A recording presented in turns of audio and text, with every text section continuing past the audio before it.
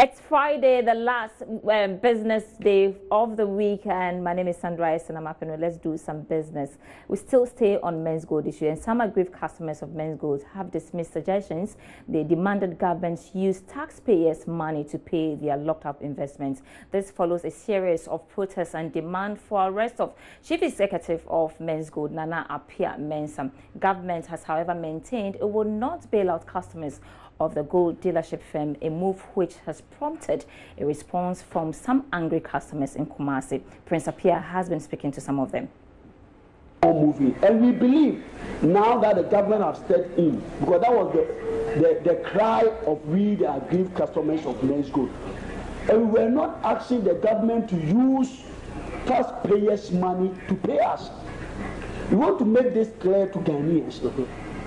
We've not said the government should use taxpayers' money to pay us. All what we are saying is that the government should compel Nana Apia and Mensgo and Co., those who are involved in the company, to do the right thing. That's the middle story. The capacity to pay us. So why not still we are demanding our money, that the money is nowhere to be found. So what the government have issued, we are pleased with it. Yes, we, the customers of, aggrieved customers of Mensgo, we are pleased with it, but we want the government to move on with this issue, not just to issue warrant and the case die. No, we want the needed attention to this issue so that we wake up one day to hear that all our monies are being paid. Any lessons picked from this particular situation you find yourself so far? Yeah, it has taught us so many lessons. You know, as human beings, as rational investors, sometimes we want to make the best out of the situation, but it has taught us some lessons concerning investments and how to, manage your finances.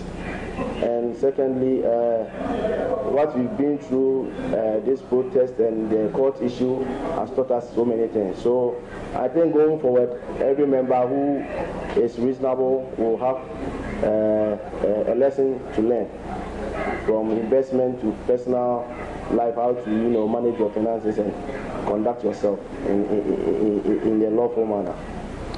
All right, so I've been speaking to some aggrieved customers of Mensgo.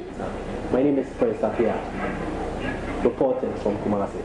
Away from Mensgo, the Millennium Development Authority is assuring customers of value for money under the new ECG management. Miracle, the development has assured customers of value for money, I said earlier on, under the new management that is taking over ECG. And under the agreement, Miracle has there were speculations earlier that there will be a potential increase in electricity tariff. But Chief Executive of MIDA, Martin Eshon Benjamin, told Joy Business the authority has consumers at heart. With just weeks for the takeover of ECG by Manila Electric Company, Meralco, the question of whether or not electricity tariffs will see a review has been triggered. The minority has already predicted a 60% increment in tariffs once the Philippines Electric Power Distribution Company takes over. The Northern Electricity Distribution Company, NEDCO, has also called for an upward adjustment in tariffs to help improve its revenue generation. Despite these, it might be too early to determine if the new management will indeed increase tariffs once operations begin. However, the Millennium Development Authority, MIDA, has assured that it will do its best to facilitate the best tariff for consumers. Martin Eshon Benjamin is Chief Executive of MIDA. MIDA is not a policy director. We don't direct policy. We can facilitate arrangements that will make for better policies. We have a 5-year mandate. We can put in place all the arrangements that will help PRC to define the type of tariffs they should charge. They have the mandate, but they don't work in isolation. I think at the end of the day, they must also defer to government. So whatever tariffs, government reduced tariffs by 17%, we were not involved in it. We only heard it like you heard it. So the same way government can decide to accept PRC tariffs or not work with it. But I think there's harmony. And I think the two parties will come together and know that it inures to the benefit of Ghanaians. However it goes, we will be monitoring to know the outcome after the official takeover in February. For Joy Business, Karen Dodu. Vodafone Ghana is set to begin 4G services in 3 months. So we have the details plus some other local stories in our wrap tonight. Vodafone Ghana is realigning its operation to begin the deployment of 4G to its customers in the next 3 months. This means customers of Vodafone Ghana should expect to have faster internet speed and improved service quality from April this year. The telecom firm is expected to spend about $90 million to fully deploy the 4G services to its subscribers.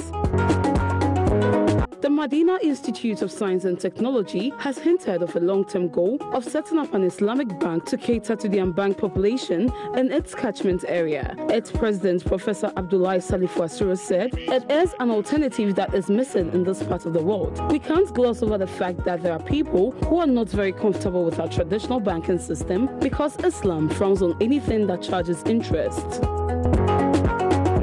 A tax partner of accounting and auditing firm PwC, Abekujan Kwanzaa, has called for a national conversation on how to rope in the informal sector into the tax net. He says the informal sector had a lot of potential in contributing immensely to the national kitty.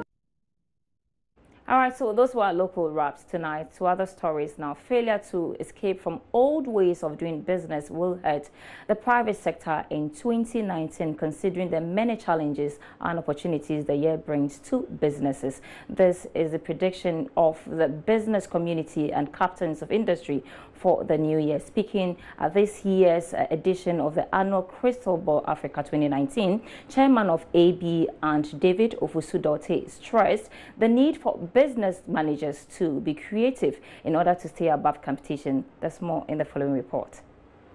The Crystal Ball Africa Conference offered a platform to discuss emerging Pan-African and worldwide issues that will impact businesses.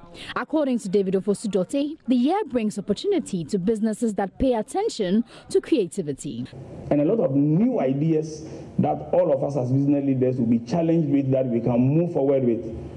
The problem, as quoted by John Keynes, is not lack of new ideas. It's our failure to escape from old ideas. He also had a piece of advice for those who keep dollars in anticipation of its continuous appreciation. The RMB becomes even stronger. So very soon, the power of the petrodollar may diminish, which is one reason why the dollar you may not want to keep your money 100% in the dollar, especially if America gets into challenges in the course of the year. Managing Director of Barclays Bank Ghana, Binal Seipoku, also assured that the transformation of Barclays to ABSA, which is expected to be completed this year, will give more opportunity to the bank to improve its support for private sector businesses. I'd like to take this opportunity to assure you that our transition to ABSA is on course. You'll be seeing more of our new strategy unfold in 2019 as we position ourselves with transformative solutions to the unique needs of our clients and our customers in Ghana and in Africa. However, Ofosu-Dorte believes the cleanup in the banking sector cannot be completed without confidence in the financial sector. According to him, though the Bank of Ghana must be commended for the impressive work, the non-banking financial institutions need attention. The banking sector, yes, is stabilized. And I think a couple of days before Bank of Ghana did a press conference, I did say that unless they step down some banks in terms of which happened 2 days after, we, however, will still have challenge in the non-banking financial institutions. So what should occupy your mind in the new year as a business person? The choice is in your hands. But remember that all events in 2020 will be determined in 2019. Eben Sabute's report for Joy Business. And before we go, let's check out what's happening on the international scene when it comes to business. Bharti Airtel has agreed to give part of its stake in Airtel Tanzania to the government, raising the East African nation's holding in the mobile phone operator to 49% from 40%, the president's office said on Friday.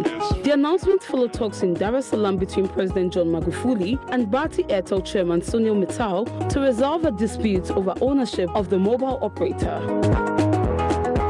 Poland Security Services say a Chinese businessman and a Polish man, both employed in telecoms, have been arrested for spying. The security services said the Chinese national, named as Wei Jin, worked for a Chinese company in Poland. Media reports say this is Huawei. Huawei says it was aware of the situation and was looking into it.